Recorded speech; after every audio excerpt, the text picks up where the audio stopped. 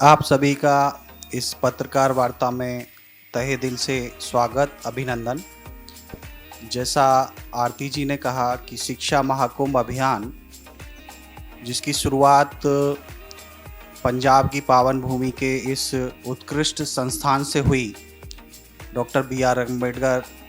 National institute of technology Jalandhar, और लगभग 3 साल के अंतराल के बाद और 4 संस्करण करवाने के बाद फिर से हम इसी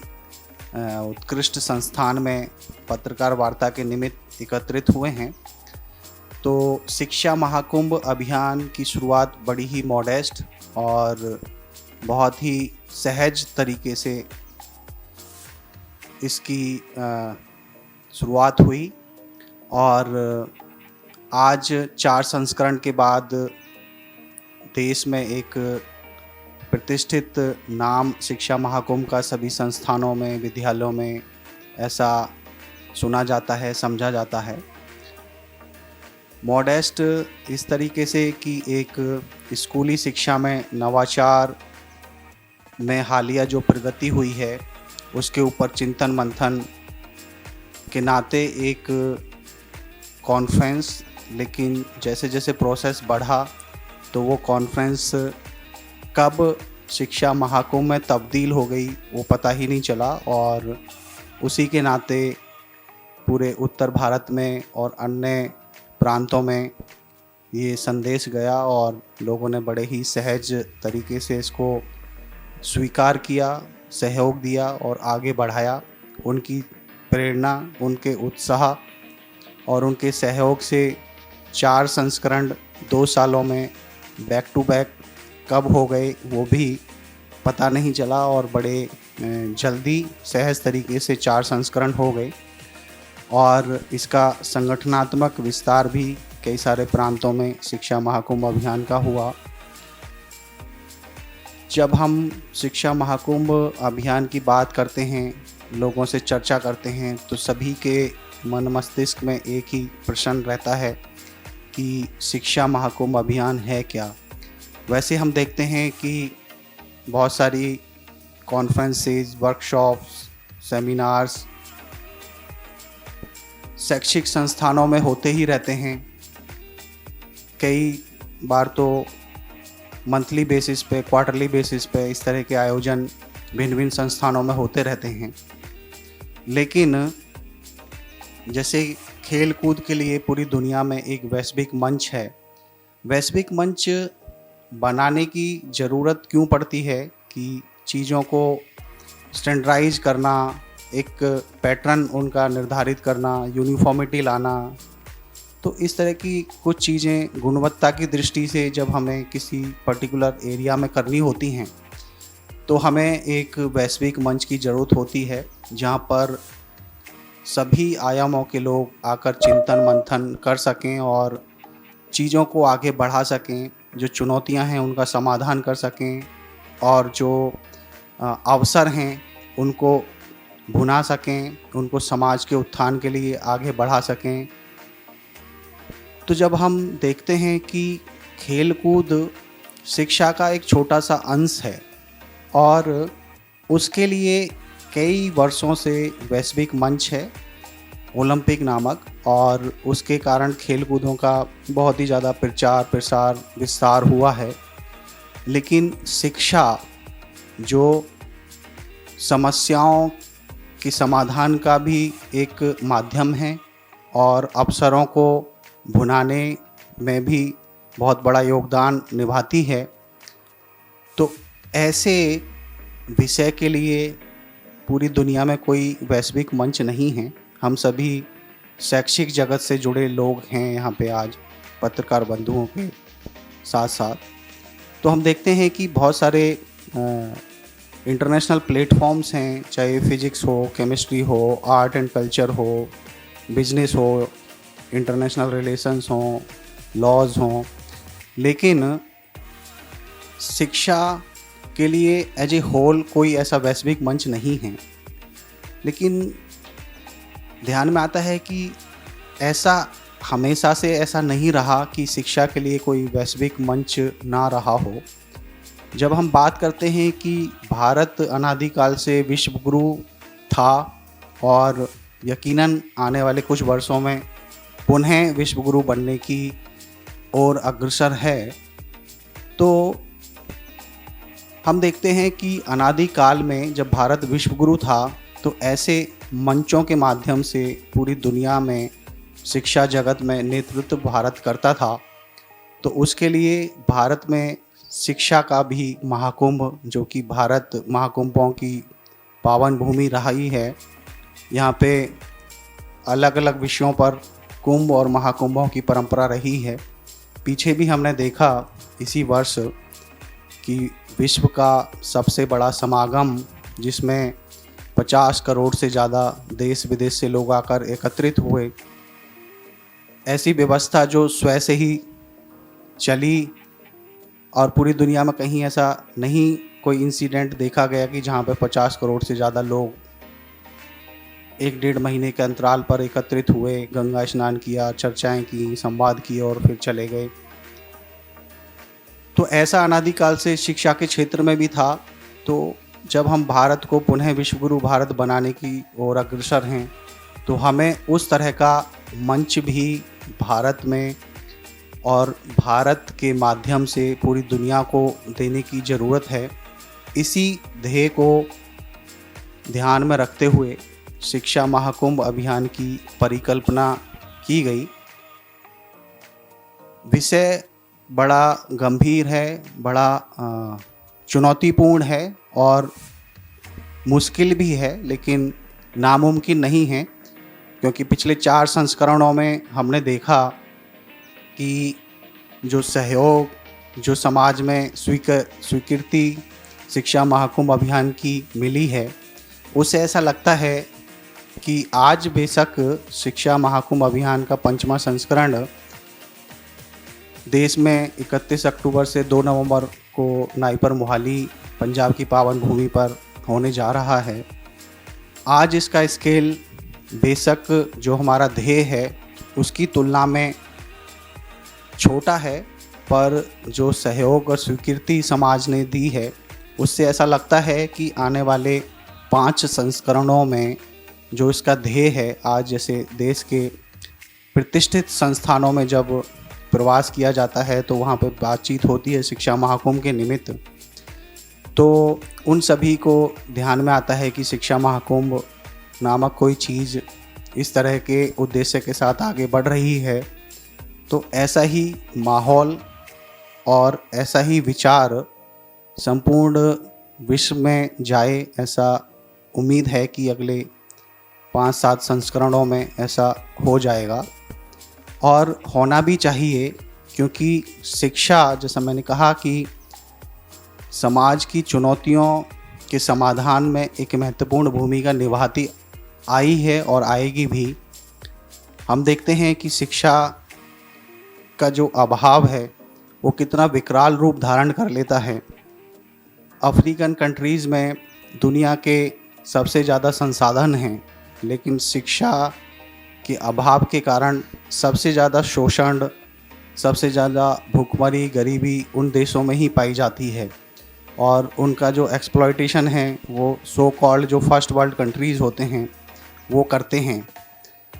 तो शिक्षा महाकुंभ अभियान एक ऐसा मंच बने जो भारत का भाव है वसुधैव कुटुंबकम, कि इसके माध्यम से शिक्षा में एक समानता आए, शिक्षा में एक रूपता आए, शिक्षा में गुणवत्ता आए और शिक्षा में कौशल आए, शिक्षा में संस्कार आए और शिक्षा में समरसता आए। तो इस तरह का भाव भारत की पंचकोशीय शिक्षा जो अनादिकाल से रही है उसमें रहा है। लेकिन जब हम इस तरह के वैश्विक मंच पर बैठकर सभी को एक साथ लेकर आगे बढ़ेंगे तो यकीनन सभी लोग शिक्षा की गुणवत्ता, समरसता, एकरूपता, समानता के लिए प्रयासरत होंगे। तो इस दिशा में शिक्षा महाकुंभ एक बड़ी भूमिका निभाने जा रहा है और आने वाले समय में एक बड़ी अहम भूमिका में अपने आप को स्थापित करेगा। जैसा मैंने कहा कि इसकी शुरुआत बड़े ही मॉडेस्ट तरीके से हुई, तो इसकी जो जर्नी है उसके बारे में हमने थोड़ा सा जाना, लेकिन इसकी शुरुआत कहाँ से हुई वो जानना भी बहुत ज़रूरी है। तो इसकी प्रेरणा स्रोत जो संस्था है, इसकी जो परिकल्पना और इसकी आगे बढ़ाने में जो अहम भूमिका जिस संस्था ने निभाई है वो है विद्या भारती। विद्या भारती विश्व की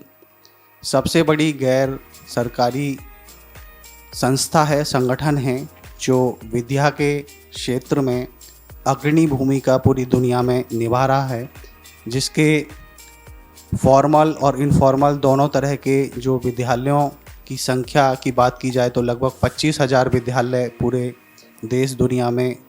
संचालित होते हैं और कई लाख बच्चे, लाखों शिक्षक इस संस्था के माध्यम से संस्कार समाहित शिक्षा हमारे बच्चों को, हमारे समाज को प्रदान करते हैं। तो इन्हीं के माध्यम से, इन्हीं की प्रेरणा से शिक्षा महाकुंभ अभियान की शुरुआत NIT जालंधर जैसे प्रतिष्ठित संस्थान के माध्यम से इस संस्थान से हुई और आगे हजारों सैकड़ों की संख्या में शिक्षक, शिक्षार्थी जुड़े। उन्होंने चिंतन मंथन किया, इसको आगे बढ़ाया, विस्तार दिया। शुरुआत में जैसा मैंने कहा कि जो पहला संस्करण था वो स्कूली शिक्षा में हालिया प्रगति क्या हुई है स्कूली शिक्षा में उससे संबंधित था, लेकिन जैसे जैसे कारवा आगे बढ़ा, कार्यक्रमों की श्रृंखला भी बढ़ती गई और कार्यक्रमों की गुणवत्ता भी बढ़ती गई, उसमें प्रतिभागियों की संख्या भी बढ़ती गई। और आज अगर हम देखें तो शिक्षा महाकुंभ अभियान में लगभग 1 दर्जन से ज़्यादा कार्यक्रम होते हैं, जिसमें शैक्षिक गुणवत्ता पर विशेष रूप से बल दिया जाता है, क्योंकि आज का जो समय है वो मल्टीडिसिप्लिनरी, इंटरडिसिप्लिनरी अप्रोच का है। हम देखते हैं कि टेक्नोलॉजिकल इंटरवेंशंस के कारण आज IITs जैसे प्रतिष्ठित संस्थानों को मेडिकल कॉलेज खोलने पड़ रहे हैं और सोशल साइंटिस्ट को इंजीनियरिंग टेक्नोलॉजी की इंटीग्रेशन की ज़रूरत महसूस हो रही है। तो इस भाव के साथ, इस भावना के साथ और इस ज़रूरत को ध्यान में रखते हुए शिक्षा महाकुंभ अभियान में जो शैक्षिक उत्कृष्टता, गुणवत्ता को आगे बढ़ाने की दृष्टि से संपूर्ण एजुकेशन सिस्टम को, शिक्षा तंत्र को 15 भागों में विभाजित करके आगे बढ़ाया जा रहा है, ताकि एक ही प्लेटफॉर्म पे सिर्फ और सिर्फ साइंस और टेक्नोलॉजी का वर्चस्व ना रहे। जो हमारी मेडिसिन्स हैं, सोशल साइंसेज हैं, लैंग्वेज है, कल्चर है, आर्ट है, इंटरनेशनल रिलेशंस हैं, हर किसी का समावेश हो, हर किसी की चर्चा हो, परिचर्चा हो, हर किसी पर संवाद हो, चिंतन हो, मंथन हो। ऐसी भावना के साथ संपूर्ण शिक्षा तंत्र को 15 विभागों में बांटा है और हर विभाग की जो समकालीन ज़रूरतें हैं, चुनौतियां हैं, उसके अनुसार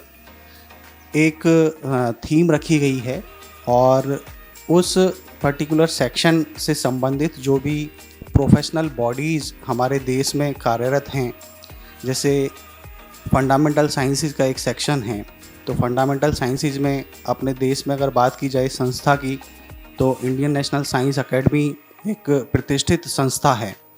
तो ऐसी संस्थाओं के साथ उस पर्टिकुलर सेक्शन का कोलैबोरेशन और उस सेक्शन में आने वाले जो शोध पत्र हैं,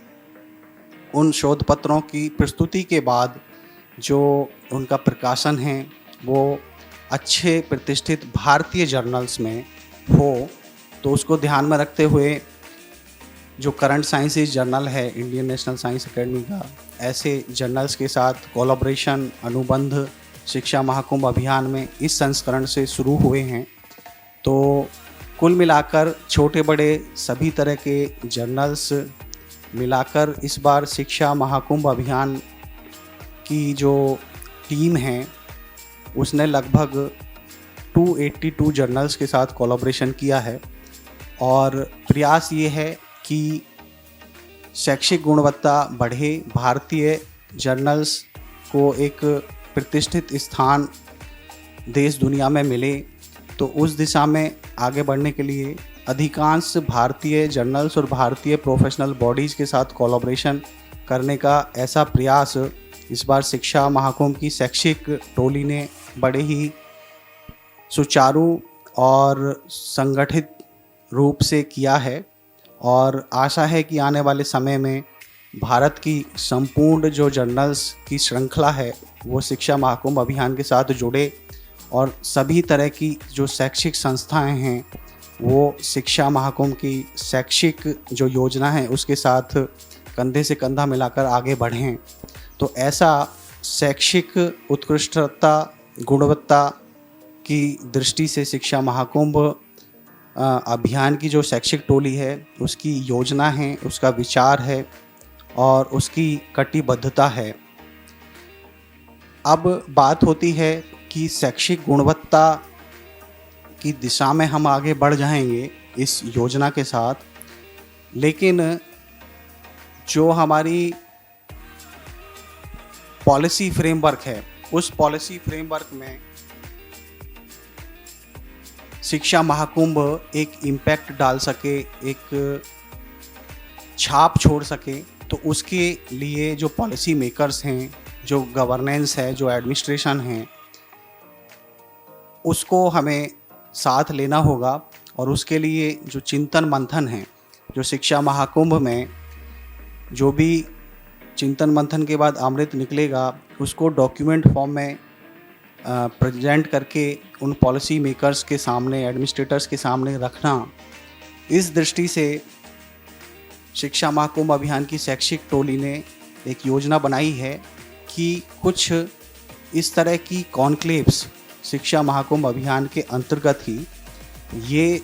कारवा पिछले संस्करण से शुरू हुआ और इसका जो अनुभव है वो बड़ा ही प्रभावशाली रहा, बड़ा ही सुखद रहा। तो इस बार ऐसी 12 कॉन्क्लेव्स जिसमें ब्यूरोक्रेट्स की कॉन्क्लेव, क्योंकि ब्यूरोक्रेट्स एक बड़ी अहम भूमिका शिक्षा के प्रचार प्रसार और उसकी प्रगतिशीलता में निभाते हैं, तो उन पॉलिसी मेकर्स, ब्यूरोक्रेट्स जैसे पॉलिसी मेकर्स की एक कॉन्क्लेव कि शिक्षा में उनका क्या योगदान हो सकता है और शिक्षा जो विशेषकर अभी नई शिक्षा नीति जो आई है 2020 उसके डाउन द लाइन इम्प्लीमेंटेशन में ब्यूरोक्रेसी की क्या अहम भूमिका हो सकती है, इस तरह की कॉन्क्लेव्स। फिर जो हमारे एंटरप्रेन्योर्स हैं वो आज की जो इंडस्ट्री है उसके क्या चुनौतियां हैं, क्या ज़रूरतें हैं, उनको कैसे हम एकेडमिया के साथ इंडस्ट्री एकेडमिया कोलैबोरेशन कर सकते हैं, इस तरह के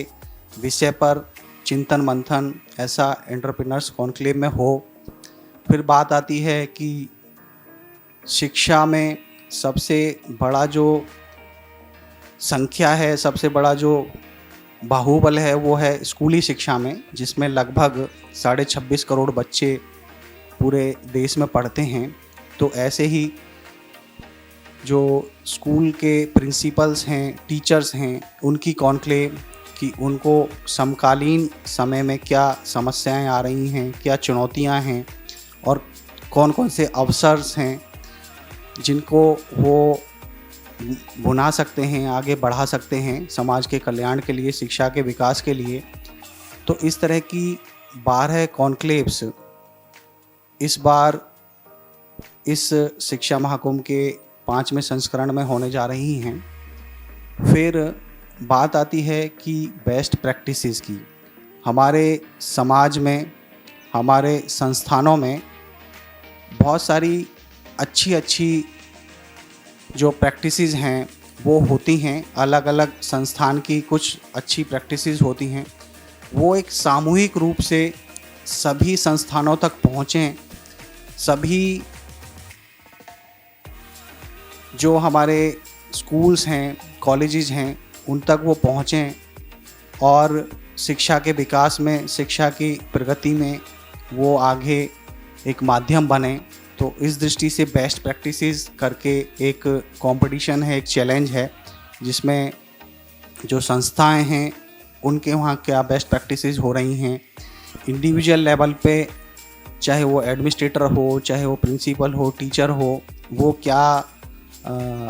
अच्छी अच्छी जो प्रैक्टिसेस हैं उनके माध्यम से समाज में एक बदलाव ला रहे हैं। ऐसी बेस्ट प्रैक्टिसेस इस मंच के माध्यम से समाज के समक्ष प्रस्तुत हों और डॉक्यूमेंट होकर सभी संस्थाओं तक, सभी इंस्टीट्यूशंस तक वो पहुँचें। ऐसा प्रयास बेस्ट प्रैक्टिसेस का जो कार्यक्रम है उसके माध्यम से रहने वाला है। फिर जो हमारे विद्यालयों में, हमारे महाविद्यालयों में, विश्वविद्यालयों में जो नवाचार हो रहे हैं, उन नवाचारों को कैसे इंडस्ट्रीज़ के साथ जोड़ा जा सके और इंडस्ट्रीज़ की जो समस्याएं हैं उनका कैसे इन विद्यालयों, महाविद्यालयों, विश्वविद्यालयों के छात्रों, शिक्षकों के माध्यम से उनका समाधान हो सकता है। तो ऐसा प्रोजेक्ट एग्जीबिशन का एक बड़ा आयाम इस शिक्षा महाकुंभ अभियान में रहने वाला है। इसके अतिरिक्त प्रकाशन शैक्षिक उत्कृष्टता का एक बड़ा माध्यम होता है। तो जो शिक्षा महाकुंभ अभियान की जो जनक ऑर्गेनाइजेशन है वो विद्या भारती, जो कि डिपार्टमेंट ऑफ होलिस्टिक एजुकेशन के माध्यम से इसको आगे बढ़ाती है, इसका संचालन करती है।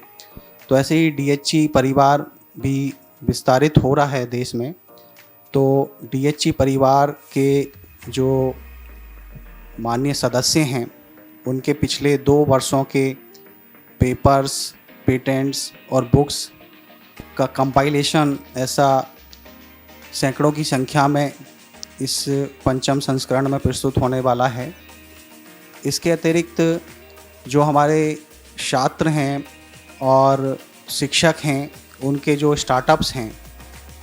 उनको फंडिंग कैसे इंडस्ट्री से मिल सकती है, तो इसके लिए on the spot pitching sessions पिछले 2 संस्करणों से शुरू हुआ और इसको आगे निरंतर आगे बढ़ाया जा रहा है। तो इस तरह के पिचिंग सेशंस भी इस शिक्षा महाकुंभ अभियान में रहने वाले हैं। और जैसा मैंने कहा कि संपूर्ण शिक्षा तंत्र को 15 भागों में विभाजित करके इसको आगे बढ़ाया जा रहा है। तो जो भिन्न भिन्न संस्थाएं हैं, भिन्न भिन्न जो इंस्टीट्यूशंस हैं, वो यहाँ पे आएँ और एक दूसरे के साथ कोलैबोरेट करें। तो ऐसे MOU साइनिंग के लिए एक सत्र विशेष रूप से इसमें रहने वाला है। तो इस तरह से लगभग 1 दर्जन बड़े ही